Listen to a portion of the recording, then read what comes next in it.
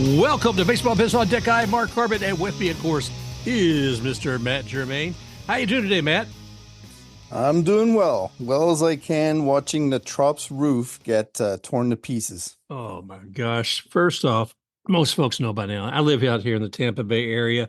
I live inward a bit, so I didn't see the kind of terror that people who actually lived on the beaches saw when Milton came through here. And nor did I see the flooding that a lot of other people saw after that. So I had some of the damage coming in, but nothing, absolutely nothing compared to what a lot of other people are experiencing. But one thing, Matt, I want to say, happy late Thanksgiving Day. Well, thank you.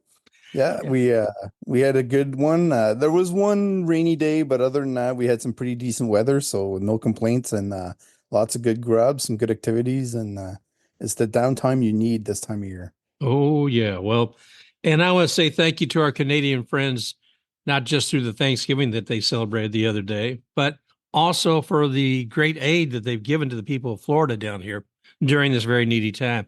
And specifically with Milton and Helene coming through here and over, more than 1 million people are out of power. I mean, it was devastating to watch on the news. I can tell you sitting here listening to the wind come through, and we would see in preparation before Milton came, you would see utility trucks coming from everywhere. And I remember seeing one of them on the back. I saw a little red maple leaf with a lineman climbing up on, and I thought, yeah. I looked down at the plate, says Brunswick. I said, okay, thank you, Canada. Yeah, the New Brunswick and Nova Scotia crews were down there. I know that for a fact. I imagine some other provinces probably sent some people down as well. But yeah, I think it's important to support each other through these times. Like I'll give you another example. There's a Christmas tree that Nova Scotia sends every year to Massachusetts, a huge one. It gets trucked down. It's a big ceremony and celebration. And it's in thanks to what we call the Halifax Explosion, which happened, a long time ago. And at the time, it had blown the entire Halifax harbor to pieces. It was basically an ammunition ship that ended up catching fire and exploding. And so Massachusetts came to our help and really, helped people not starve to death, not freeze to death, because it happened at a certain time of year where cold was an issue. And so those are the kinds of times when you start to, build relationships and you need each other at those times, and all the politics and everything else goes out the window. And it's all about making sure that everybody's squared away. A lot of good people came out. I mean, that's the truth of it. Whether it be health providers, emergency personnel, firefighters, law enforcement, energy utility folks. Let's see, what do you call it, Karen? The cut and clear, the cut and clear crews that come through. Yeah, my Yep. gosh, man. I mean, down trees everywhere, but there's constantly people working on this, and it was like watching a little ticker. How many households were slowly coming back up online for power? There's still so many of them out there that do not have power right now. But with flooding and everything else, it's going to be a challenge. But the good people from around the U.S. and Canada have come in to help this community, and we appreciate it and are very thankful for it. And just so happy belated Canadian Thanksgiving Day to you and all you good folks up there. That's great, Mark. Well, looking at it from a baseball perspective, it was amazing to see the devastation in the St. Pete area and seeing the Tropicana Field, the roof being torn to shreds and looked like little carnival flags hanging from poles over a field. I mean, you could see under that dome, uh, truly had an open field. The interesting thing too was that field, Matt, you probably already know this, is that was going to be used by a lot of the emergency and utility personnel. They had cots in there for them to sleep. But luckily, there was no one in there for the sleeping at the time. There's only 14 people that were in the trop, and I don't believe any of them were injured when the roof got shredded like it did. But it was quite the spectacle, and I'm sure many of you already seen it on YouTube, et cetera. Yeah, there's also the Rays were still in the tank. and they made it through, which was nice to see. They got them out and a safe location now. I think they relocated them. I found out that there's no drainage whatsoever in the trop. So as soon as that roof went, drainage was a major issue. So they're lucky that it didn't fill up like an aquarium. And then they would have had real rays in there, and that would have been ironic. Oh, But the thing that I want to talk about most is let's backtrack and go back to the series of events. Okay. First of all, the whole Montreal thing, moving to Montreal or sharing the team with Montreal gets squashed, right? And so then they move forward and they try Tampa again. They say, no, we're not going to Tampa. And then they say, okay, well, we're going to stick around St. Pete. St. Pete's a willing partner. At the same time as that's getting finalized, Montreal decides to put a new roof on the Big O for $860 million. oof. And they begin work on that in July, right? So Montreal at that point in time, as soon as the work started, is no longer an option for a team to move to in order to use it as a baseball stadium, I think until 2026 or 2027. I don't know the exact timeline of what the work is going to take, but knowing Montreal, building records, more than likely means 2035. So Whoa. so let's just say 2026 for the fun of it. So now you've scratched that off as an option of where you may want to go to play some games. And then you think about it from Stu Sternberg point of view, because the marriage to Tampa Bay region wasn't really official until they signed on the dotted line after all of the counselors, and then they almost had the bonuses paid out because of the deal being signed. Now imagine if that didn't happen and what options Stu would have for 2025.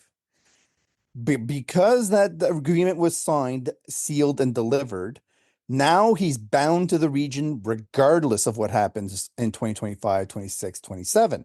But if it hadn't happened, all of the other options, every city in North America would have been his oyster and would have been able to move the team really at that point for the 3 years and beyond if he wanted to, because there would be nothing holding him to the area.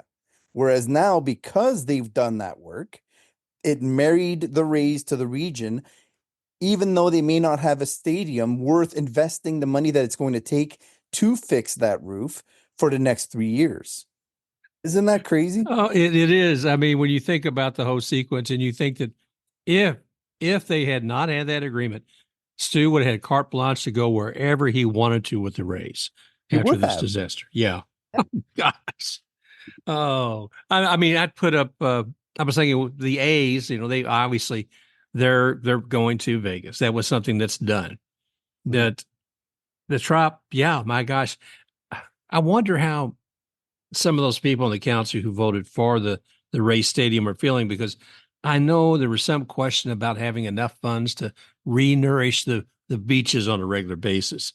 And I know the cost of that is going to be immeasurable when I look at the damage that came in through Milton on Treasure Island and St. Pete and Paso Grill and some of the other places, just and further south, Siesta Key and Sarasota. What obviously those areas don't actually impact St. Pete's budget, but the St. Pete Beach one definitely does. So we'll see how that plays out. Yeah, well, and then you have to sit there and say, okay, now Stu's sitting here. He's watching hurricane after hurricane coming to the area. He's committed to St. Pete, and he's realizing probably that Mother Nature may have, a serious impact on how much that region's development is going to be fulfilled. That's just it's one of those things where um, I don't know. I'm hoping for the best. I hope they have ways of mitigating the impact of storms over time, and that they put in the money and the infrastructure to really help the region be more resilient to these storms when they come through.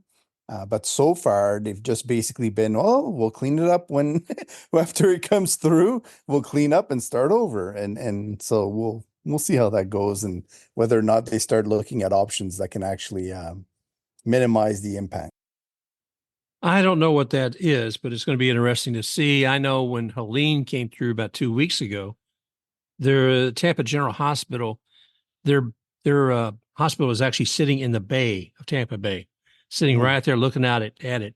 And I don't know if we talked about this before, but what they put up was like something called an AquaWall. And I heard it costs over like $1.5 million to do this. But basically, they put up a wall that's on a temporary wall around the hospital, and you could see how the water rose around it, and it would have overflowed into the hospital and probably gone 5 or 6 feet tall. But this aqua wall, this temporary structure that they put up, actually kept them out of it. Now, what kind of measures can be taken for the future to not impact, to see the impact we've seen? Well, it was interesting. I know looking a couple of years ago, Matt, up north in the Big Bend area, can't remember which, may have been Irma when it came through here. And they had a photo of all these houses of devastation. And there's this one that just stood and it looked like it was untouched. And it was because it had been created recently.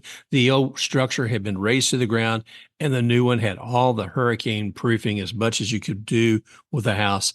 And so there are things that can be done to, I guess, help communities in the future they want to rebuild, sustain those houses. I don't think you can continue to build a house of straw when you need bricks in the Florida area. I just think, especially on the west coast of the state, they have to start looking at the Netherlands and building dikes and really dealing with the storm surge issue, because that's really what gets the west coast, in my opinion. It's not really the winds. The winds are an impact, but like you said, the new buildings are going to have building codes that help, that. It's the flooding and the storm surge that really, destroys the communities and makes it, um I don't know. It makes it such a destructive force that you're literally pulling communities out into the Gulf of Mexico. Um, I don't know. To me, it's worthwhile making the investment. It doesn't have to be all at once. It could be over time. It could be targeting certain areas first, and then just making sure that that you're protecting what people are really, they're putting their whole life's efforts in some of these properties. Oh yeah. Uh, and so you don't want to see that get washed out every year, every 5 years. I don't know.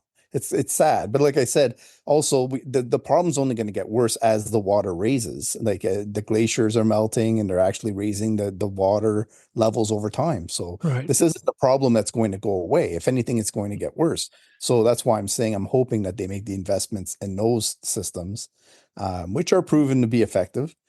They just, they might hurt the view a little bit in some cases, and that might take some people off.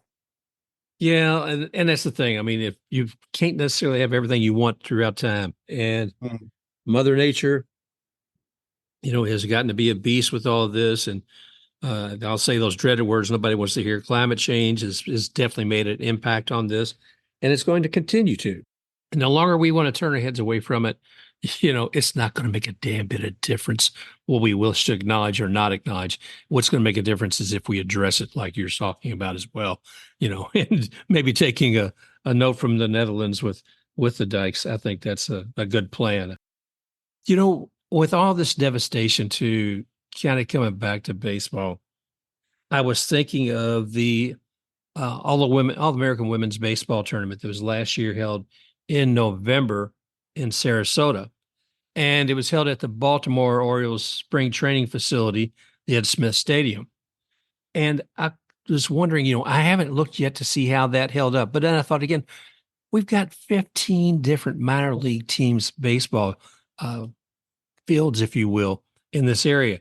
And I'm gonna do this for a future show, kind of do a check in to see what that's going to look like in the Florida Coast League, et cetera, because there's bound to be devastation. And then if we take yet another step back on a local community level, I'm curious to see what it kind of impact it's had with little league fields.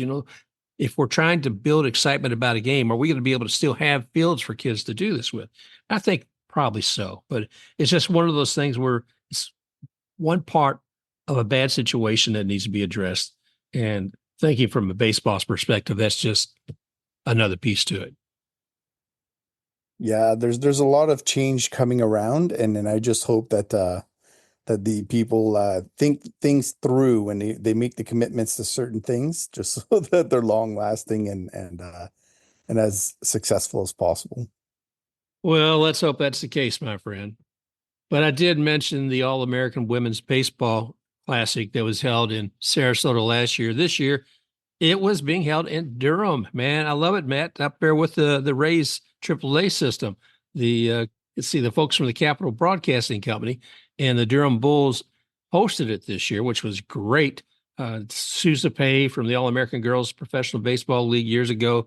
She started this up a couple years ago in the Classic, and it was great. I mean, a lot of fantastic women from teams across the U.S., Canada, Australia. I think even some from Japan came to this tournament to play, and I had intended to be there, but again, weather kind of interrupted my schedule, so I wasn't able to make it. But folks, if you haven't seen these women, if you didn't watch the women in the International Baseball Cup in Thunder Bay, Ontario, then you can certainly see them now if you go to MLB TV or even, I think even the MLB TV film room. And I believe they have all the games in that round robin that led up to the final game with the Comets taking the trophy, if you will. But it was a very exciting series of games to watch. To see that kind of talent all come together in one place, is very thrilling. But just to see what they're able to achieve is just amazing. Yeah, it's great to see it kick off, and hopefully they have something up and running that's long term, long lasting, and continues to grow. As Yeah. long as it does that, then I think they're gonna be happy with the efforts they're putting in. And I'm just looking here just for fun on their site at the career RBI leader and the career wins leader and the batting champions and all the statistics that we growing up as a baseball fan, that's what you kind of lean towards to get a feel for what success a hitter or a pitcher had. And those are the kinds of things that I think that you're going to be able to lean on once they get the league up and running and on TV and get a lot of girls watching the games to to really kind of get a feel for the talent that they have. And I think that's what sells a sport and a game. And there's plenty of talent out there, and now I can't wait to see it grow and really leave a mark in terms of what's expected or what's possible for girls to do as they want to go towards the professional level.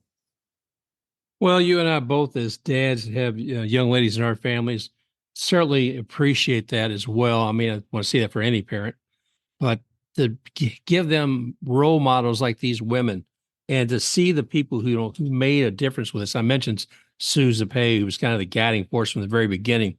But then even in the Durham Bulls organization, I mentioned Lauren Fox, but there's also, let's see, uh, pardon me, Paul, we got your name here wrong. Paul Kennis, Crystal Rowe, and Mike Burling. So some of those are people who made a big difference, and to see the kind of attention they gave. But one more thing while we're talking about women in baseball, I want to make sure everybody sees, and that's during the World Series between games 2 and 3. There's a documentary about Jean Fruth, and she is a magnificent photographer. She's got some of the most this.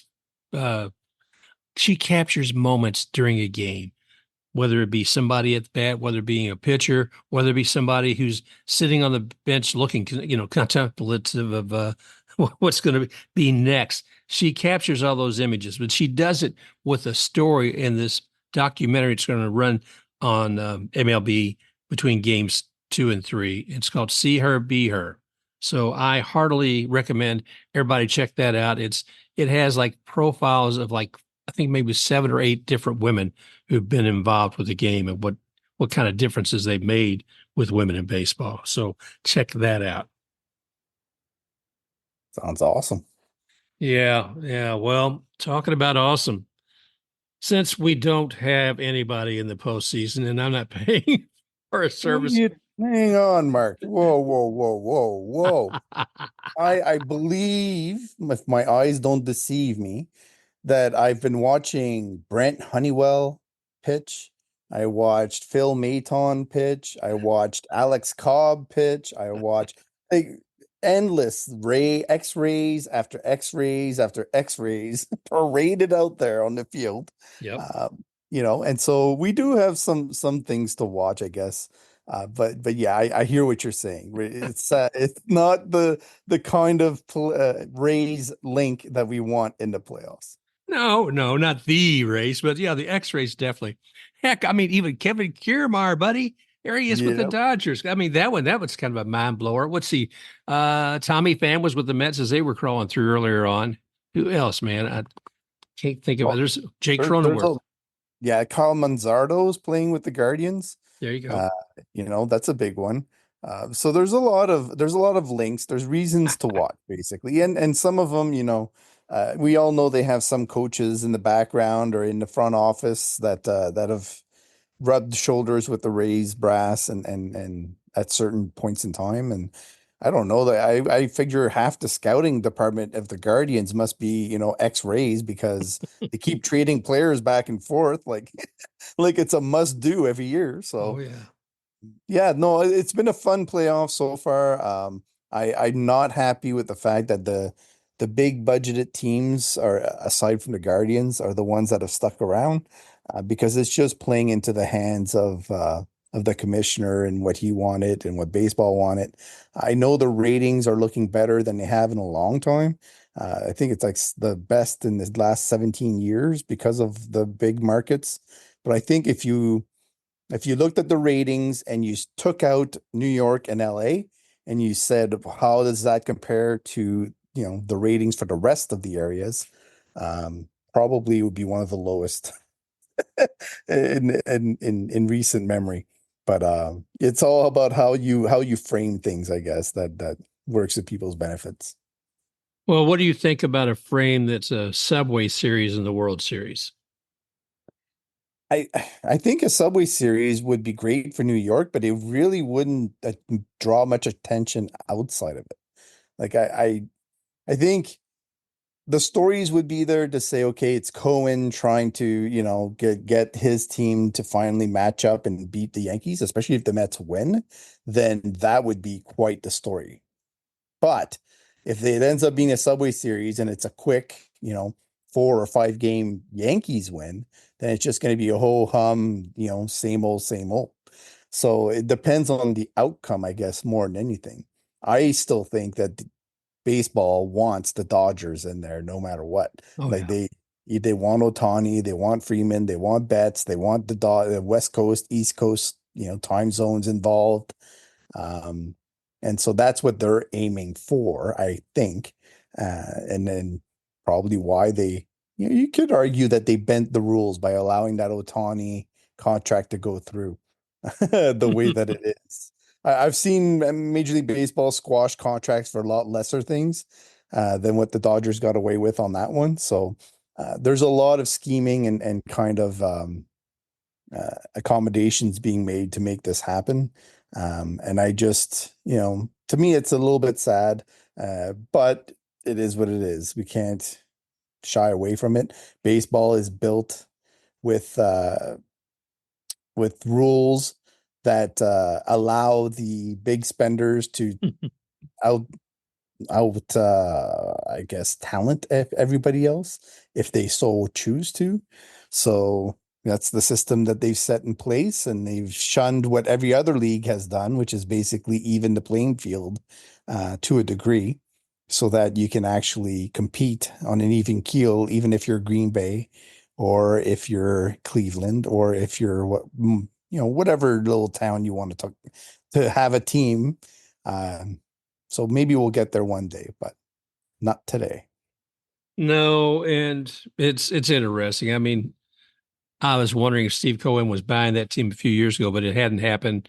He got some pitchers who really big name pitchers who just their arms fell off for all practical purposes.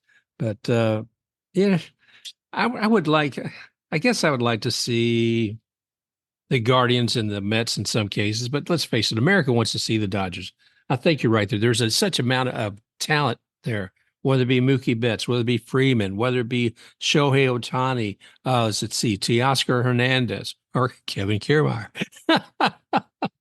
or or several others that I just haven't mentioned. I mean, the Dodgers are going to be one of the most exciting teams to watch just because of that level of talent. You know, about a year ago, I was talking with one of the ladies from the All American Girls Professional Baseball League, and they moved their players around. They tried to find some balance. At least that was my understanding in one conversation I had, is that you weren't just going to be on the team that you signed with. You could possibly be moved when they were trying to balance things out between those teams. I got to do some more homework on that, but I thought that was kind of interesting. It wasn't just a matter of managers, I should say owners buying one player or trading a player. It was Mm. like, yeah, it was the league itself trying to find balance between the teams, or so they Yeah, say. yeah, it's kind of I don't know. It's a gripe of mine, but I also think that every time that Major League Baseball has decided to change rules recently, it's been at the benefit of the large market teams. Every time that they've kind of tried to put in a luxury tax, those teams have basically blown by whatever small luxury tax was put in. So, is it really having an effect? It's not. The wealth of these teams goes well beyond any luxury tax that they've in. I think we're a little bit naive in thinking that the income streams that were presented are anywhere near the truth, Yeah. in a lot of cases. So, there's a lot of tax involved in there. And if you were to look at it from an accounting point of view at the end of the line and what they actually take in as liquid money, you would be shocked with how much money these teams are bringing in. Yeah. Well, I wish, like I said, that they were all not privately owned, but were basically in the stock market, and you'd have an annual report and you could look down at it as a fan, and you could own a piece of the team that you like too. That would I really be love it. nice. The Yeah. Green Bay Packers are the perfect example Yes, of what sir. team ownership should look like. And the Braves are an example of that as well. And so I completely support that. I also think it should apply to news networks.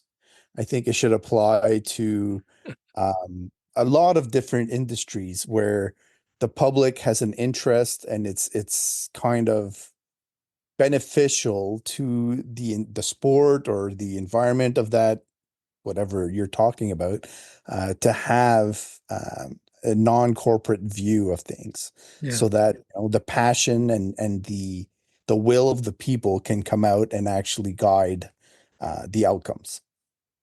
Well, it's funny you mentioned that because I know we talked before about me being in the newspaper business for several years. But the one thing that resounded in my head over and over is the newspaper is a public trust, and it is there for the public, it's not there to lead with a philosophy all the time. It's a public trust between the citizens and the people who are actually printing that paper to say, here are the facts, here are the things that we've seen. Now, you still have an opinion page and all that, but the idea of a public trust always appealed to me. I always felt like it was a higher calling, if you will, to work with a newspaper. However, Absolutely. go ahead.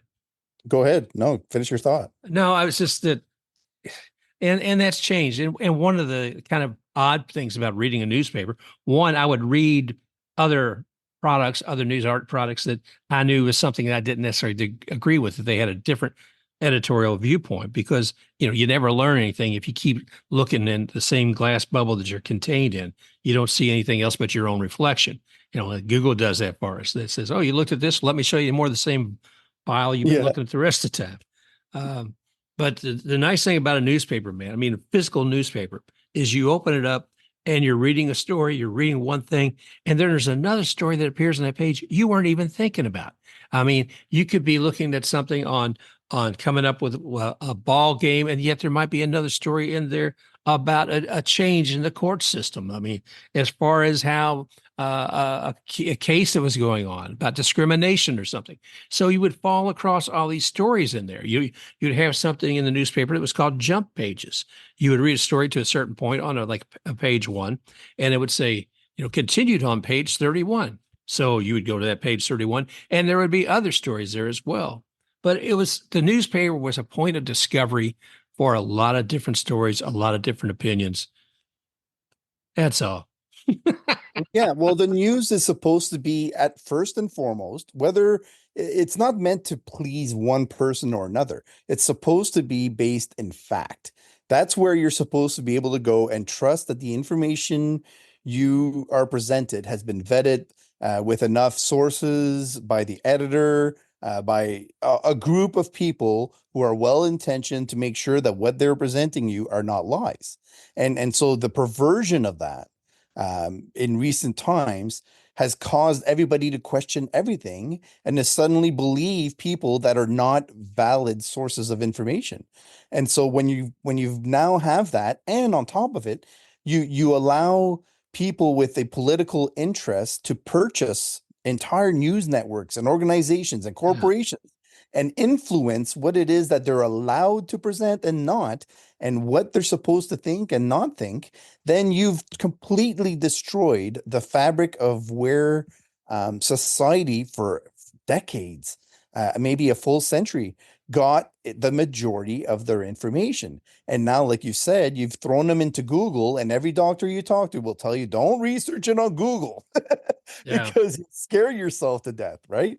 And so now you're going to Google and you're exposed to a lot of things that are not actually based in fact either, and are actually a lot worse off. And there's so-called experts and so-called this and so-called that. And suddenly people are not even in the realm of what they're giving you advice about. They have no expertise in it whatsoever, and they're telling you XYZ. And so to me, and it relates to sports a lot too, where it's still a frustration of mine that there's a lot of outlets that still don't have a Tampa Bay Rays reporter, Yeah. right? Yeah. So the Athletic doesn't have one for the Rays. Well, what does that say about how the league and the paper and all the industries feel about the Tampa Bay Rays? And so there's a lot of I don't know. You're right in that the sources of information need to be thought provoking and need to get you to uh, be able to have a look at what's over the fence to make sure that you're well informed and that you're able to get well informed about factual things and not, you know, really destructive forces that are able to influence you and make you really more ignorant instead of making you smarter. That's the thing that I remember most is I used to sit there because I started working really young. So I was 13. I used to go a lot for breakfast or late at night. I'd be coming back and I would be at a coffee shop or something like that. And I would read the paper and it made me a smarter person, I think. It made me aware of what the world was all about. It made me aware of what sports was going on, political things. A lot of times, if you're so bored, you're in a place and you're reading a newspaper, you will read things that you never in a million years would have read anywhere else, just because it's all you have to do there, right? Yeah. But the news, like watching the news, let's say you watch a news network, which I don't even know if people do, to be quite honest. They more or less watch the snippet of things now that is presented to them by somebody on X or wherever. Um, but the people that do still watch the news, you'll be exposed to stories about things that you may or may not have interest about, and whether they're space related or whatever. You find out that the Trop got its roof torn off. So Yeah. there's just, an awareness and there's a curiosity in wanting to go to the news, either in a newspaper or on television, that is kid-like. And it's like, oh, I want to find out more about the world. I want to know what's going on today. I want to know, this, that, the other thing.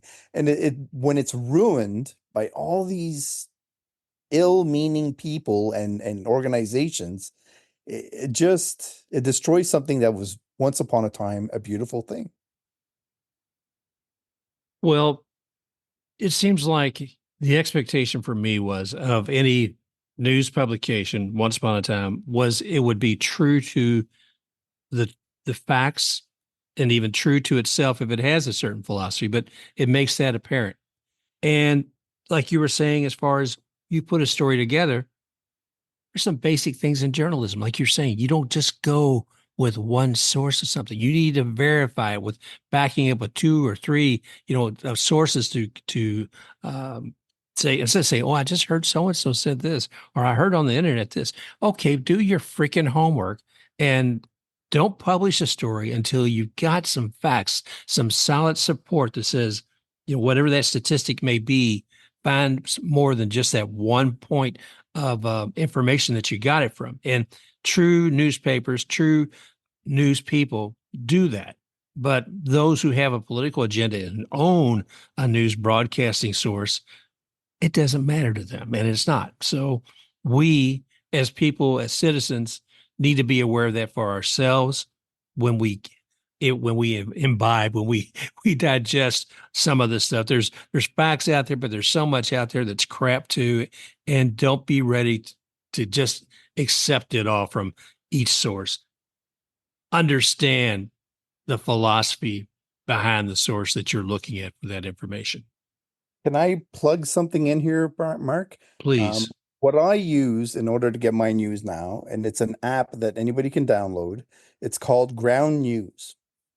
So GROUND and then news. And what they'll do is they will rate stories on how factual they are. They will tell you whether or not a story is left leaning, center leaning, or right leaning, and what percentage. They'll actually assign percentages as to, how valid this thing is that you're reading. It'll tell you a whole bunch of details, like how many news sources are reporting this, how many of them are left wing based, how many of them are right wing based, how many of them are center based. And then there's a full bias breakdown that'll break it all down for you. And it doesn't cost very much. And to me, that's one thing that if you're a well-meaning citizen and you want good factual news, you should be able to dig into your wallet and shell out the money that it takes to subscribe to these good quote unquote news networks that need the money. Basically, they need the funding in order to remain honest and not be sold to these corporations and whatnot. And I don't know how we get that back. I think it has to start with a government funded thing in some cases, but I do like the Ground News Network thing because it actually allows me to know what the article reflects most, basically. Well, and that's good because that's what I was trying to say as far as most people have a bias about whatever they're thinking, whether it's subconscious or not. There's going to be that. But if we are as a consumer and we don't know what that product we're picking up is, what that bias may be, it's good to have something like it. So ground news, is that what you called it, House? That's right. Ground And News. ground news. Okay. Yeah, well, that's definitely worth looking into because that's the thing. I've used PolitiFact sometimes as a way of looking at things, and I look at other news sources outside the U.S. to get another perspective because it's again living in that bubble. I don't always see things from outside my own perspective, so it's good. Ground news. Okay, I think that's on the Apple App Store too. Yeah, it was the app of the day 5 times on Apple. It was featured on Forbes, Mashable, USA Today, the Wall Street Journal. Their quote says they want people to see every side of every news story. So Wow. that's their motto. Looking And here, yeah. And yeah, you get to set up your page the way you want as well, like what you like to read most. It's very flexible. If you don't want any sports, if you don't want any of this or that or other thing, you can block them out and focus more on stories that you're interested in. that is certainly worth checking out. Thank you, Matt. Ground No problem. news. All right. Well, now that we flexed ourselves a bit here on what we think about media and where you're going to find the truth or not, we're all dependent on doing that ourselves. We have to be responsible adults about that. And being responsible here in the U.S. also means voting. And I think you can probably tell where I am on the spectrum, but I respect everybody's right in their opinion. And I would definitely encourage everybody to get out there and vote for this upcoming election. So now putting that to bed, Hmm? Hmm. let's warm things up in Arizona, my friend. Yes, Oh, let's see. If we look out there, in some ways, it's almost like looking at a spring training, but you have 6 teams that have composites of the Major League Baseball teams. I mean, it's like you have what on each one of those 6 teams, you have like 5 affiliates underneath it. How does that work? Right. So basically, I think there's 6 teams in the league, and they get, if you want to break it down really simply, they get around 5 teams each assigned to them, and so each team will get to send a certain number of prospects over. I have no idea how the conversation goes. Like, let's say you had 4 teams that wanted to send a first baseman. Well, obviously, they're not all going to be able to send them, or they'll be told, well, yeah, you can send them, but they might get minimal playing time, right? So they have to come to some sort of agreement, and they play a certain number of games, and usually it's to get them extra experience before they shut things down for the winter. So I'm sure there's a lot of conversations going on. Okay, well, who's healthiest? Who doesn't have the bumps and bruises? And in some cases, it applies. It seems to apply most to prospects that are expected to jump a level or to arrive in Major League Baseball a lot earlier than some of the other players. So it's really interesting to watch. Now, you can't take the stats very seriously. It's a very small sample. The talent can, wane very quickly.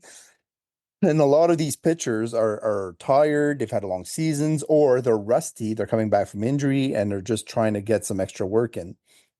So they're not really trying to light up the radar guns and to push their arms beyond their limits, but it's still fun to watch and compare and see talents, how they perform in there, because in a lot of cases, the people that do really well in the Arizona Fall League end up having really strong seasons the following year. Well, I'm looking right now. Let's see the team, the Rays are on. Let's see. It's the what Mesa Solar Sox. That's correct. I love that name. And there you have while the Rays are there, you also have the Angels, you have the Red Sox, the Athletics, and of course the Cubs. I was looking at the roster, Matt, and I'm thinking amongst the pitchers alone, there's like 5 or 6 Rays there. If you go to infielders, let's see, we got Xavier Isaac, which I know we definitely want to talk about him all the time. He's Mhm. such an amazing young man, and Trey Morgan out in the outfield as well. So quite a gathering of Rays. There's probably a few there I skipped over, and I apologize, guys. But uh, it looks like it's going to be really great to see these young prospects have a chance to showcase themselves, learn from one another, and meet some guys they may be facing here next year. Yeah, well, that's the interesting thing too. They get to rub shoulders with a lot of other top prospects that they may or may not have gotten to play with before, and so they pick up some things and some details that they may not have gotten otherwise. And was it? Hang on, it's MLB Pipeline put together. If you were building the best player, the one that could run the best, or could have the most power, or could have the best hit tool, whose would you take? And Xavier Isaac's power was nominated as the best one that they would select if they were able to have any prospect uh, power. Uh, in the AFL. So that's indicative of just how much praise there is for Xavier Isaac. And the easy power that he has is just, he's gonna hit a lot of home runs when he gets to the show. Um, uh, Trey Morgan is definitely somebody that is also getting a lot of praise in the AFL, but I don't think he's getting as much notoriety because of the tools being more hit, and there's a lot more competitiveness on that front. But overall, he's having a good time. He's somewhere right around 1,000 OPS, and he's still showing well for the Rays. And these are young men too. I mentioned you mentioned Trey Morgan. I know he's 22, and I believe Xavier Isaac is 20. Wow! But the power he is putting out there across the plate, and I don't have the numbers in front of me right now. I'm looking at what had his. Hang on, brother. Let's see. Looking at one set. At one point, he had .380 on base percentage and a .497 slugging percentage. Mhm. So he's doing pretty well. And you think of some of the other talent that has come up through here. Now, there's also the Australian. I don't want to go off too much, just because I know there's an Australian Baseball League. Maybe we'll talk about that on another show. And I may imagine Carson Meade might be out there. Let's see. There's 5 players that were sent to the Perth Heat, or 4 of them. Sorry. There's a catcher Anderson Delgado, a shortstop Carlos Colmenares, who was one of their top international signings one year. A center fielder Angel Mateo, and another outfielder Jean Diaz, and they all have their own things that they have to work on. It's a great group, though. I think they're the right selections to go down there, and they should help the Heat. The Heat also took in a lot of Korean imports this time, so it's interesting to see the mix of players they'll be working beside. Really talented Korean pitchers that they brought in.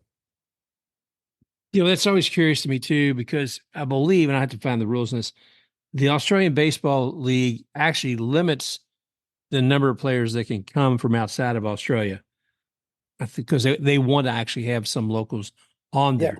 it's the same as the Canadian Football League, right? The Canadian Football League can only take in so many Americans per team, because they want a certain number of Canadians to be allowed to or able to be on each team. So yeah, it's a good way to support the league and to actually give guys a chance to play outside of the league that they probably would prefer to play in. And to show that they can, perform at a high level and maybe make it back into that league after that. Now, one thing though, looking at the Arizona Fall League and the Australian Baseball League, is that the Arizona Fall League is actually something that's managed by Major League Baseball. And I believe the Australian Baseball League is independent. Is that, do Yeah, you know? Okay. that wasn't always the case. So until 4 years ago, I think, or five, I'm not sure which one. Until then, there was funding provided by Major League Baseball, and they did have a hand in some of the operations. But I think at some point in time, either Major League Baseball decided that they'd had enough, or the Australian Baseball League wanted to guide things their own way. Whichever the case was, basically Major League Baseball went hands off, and they just asked the teams to come to their own agreements with the league. And I think that's probably why it happened, because each team probably gets more funding by taking in these players from Major League Baseball teams than it did even get from the league. So in which case they're able to support more of the investments in putting in facilities to train for these players to train in. So like all the areas where they have the radar guns and the batting cages and all this stuff that's Gucci that that the guys really love to use nowadays. Australia never had any of it. And because the guys are going down there and training and they want these attributes to be included, the teams are helping them pay for these things so that the Australian players that are doing training down there also get the benefit of it. So it benefits both of them. And over time, I think what you're going to end up seeing is a lot more talent come out of Australia. I still argue that Canada should do the same with leagues that they have, but they do have some teams and some leagues that they take part in, but it's not an actual Canadian baseball league. It's more of a northern baseball league, I guess you might call it. Yeah, I think it's a very good way to build up the sport in an environment where they have extremely competitive summer sports. I mean, you're talking cricket is massive there, soccer is massive, rugby is massive, Australian rules rugby is massive. You're really up against it when you're trying to start baseball in Australia. It's not an easy feat. Yeah, and we're looking at stadiums that are up. Well, actually, I'm thinking of the Arizona League. You're looking at stadiums there about probably seat maybe 10, 15,000. I don't know Yeah. what they are in Australian Baseball League. I'm gonna do more on them in the future and kind of break it out, because I know their season starts November 15th. So got a couple of weeks before that happens. And let's see, I think it goes on through February, if I remember correctly. So we'll see how that comes out. Yeah, and it's great to watch. And to me, it's basically like A plus to double A ish, depending on who's pitching, depending on who's in the field. That's the kind of talent you're going up against is A plus to double A caliber. Sounds like exciting times, boys and girls. I know. Like I said, I can't wait to see all that. Matt, I do want to make sure I'm going to put links at the bottom of the show notes where folks can see everything from when the Rays roof being torn off to finding some of the games at the Arizona Fall League, and also put in some links to the All-American Women's Baseball Classic, and you can watch those games there as well. So I'll put all those in the end with the show notes. Sounds good. So, was there anything else that we should uncover or look at today? Well, with the World Series around the corner, I think what you're going to end up having to watch out for is transactions starting in terms of arbitrations and the players that would be eligible for Rule 5 to start getting dealt here and there once the World Series ends. I think it's going to be a pretty quick, fun time to kind of see the transition. Every year is a little bit different, but it's only a few weeks away, and I know we're all enjoying the playoffs and the intensity of that kind of baseball, but it'll be fun to see what the next version of the Rays will end up looking like.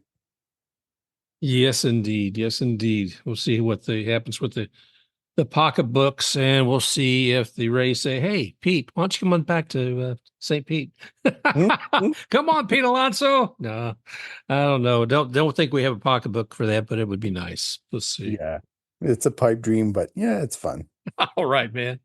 Well, thanks again, Matt. I tell you, brother, it's always fun being here with you and sharing our ideas and also our assessments of what we see in baseball, because, I have a concept of that. Oh, Lord. Okay. Man. Have a great week, buddy. You too, man. All right. Well, thanks, everybody, for joining us here today. And we look forward to talking with you again real soon. Just remember, you can find us here, and you can find us on YouTube, iHeartRadio, Spotify, Apple, everywhere else, and, of course, on baseballbizondeck.com. And we will talk with you again soon. Thanks again to all of the folks who have been helping the people out in the disaster areas from Helene and, of course, with Milton. Just want to put that last thank you in there as well. So there we go. Special thanks to X-Take RUX for the music, Rocking Forward.